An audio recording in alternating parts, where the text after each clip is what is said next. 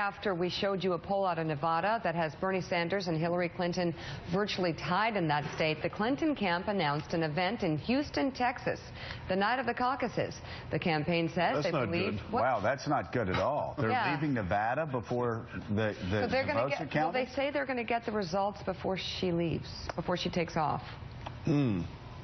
Wow.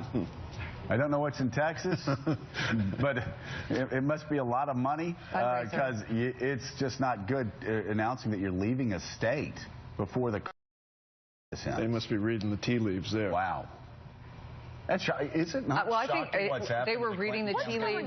First, they were reading the tea leaves because she canceled a trip and stayed in Nevada and did 3 appearances when I think she was going to be going to Florida maybe 3 days ago. Look, they have known, they have had the feeling on the ground what we're seeing in these polls now. You know, we justifiably concentrate a lot of our energy and attention on the Republican side of the race because it's very interesting, largely because of Donald Trump. This is a huge story. No, Sam Stein, it really is. I mean, Hillary Clinton went into New Hampshire and fought in New Hampshire when a lot of people said she shouldn't have, said she should have gone straight to South Carolina and Nevada. She ends up losing massively in New Hampshire after campaigning there. The second she gets out of that, she finds out that she's fighting for her life in Nevada. So she races across the country and goes to Nevada. And now it looks like they're pulling up stakes. Actually, the night of the caucus, something that always suggests things are not going your way. What's happening in this campaign, Sam? Well, there's a technical thing, and I could be wrong here, so I have to check that, but I believe the Nevada caucuses happen during the day, not at night, so that might explain why she is bolting and going to Texas at evening. However, I think the broader point is still there, which is her campaign has consistently underestimated just how hard this election was going to be against Bernie Sanders, and they've consistently failed to find a way to chip at Bernie Sanders' appeal. At first, they were attacking him from the left on certain issues, which made no sense because he's a self-described democratic socialist, so there's not much room to maneuver there. And now they're settling on this idea that he is a one-trick pony, which may work, but it's a pretty late message to settle on.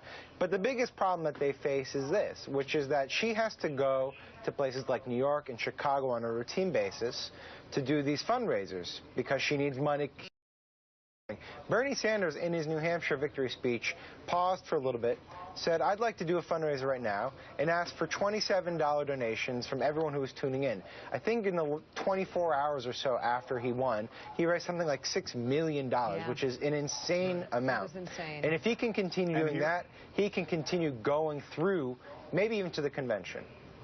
Yeah, and Bernie Sanders is a one-trick pony. All he does is overperform. Oh, yeah, and outraise Hillary Clinton. Secretariat was a one-trick pony, too. Yeah. Secretariat just won races.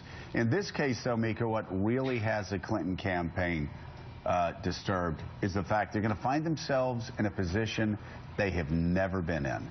They're going to be running against somebody that actually is going to have a lot more money than them as they get past. And the only way they could raise it would be to get off the trail and do a fundraiser, which, of course, has terrible optics. Yeah. And Bernie Sanders could really prey upon that as, look at her. And you can't afford the time off the trail. That's the other problem. Every time you go somewhere, you go to California, you go to New York to fundraise, that's time. They have such a massive operation. And you get hammered, and actually you feed, like when she went to the investment banker firm. Forget it. You just feed into your opponent's narrative about you, where your opponent is actually raising money on their cell phones. It reminds people to ask for those speeches.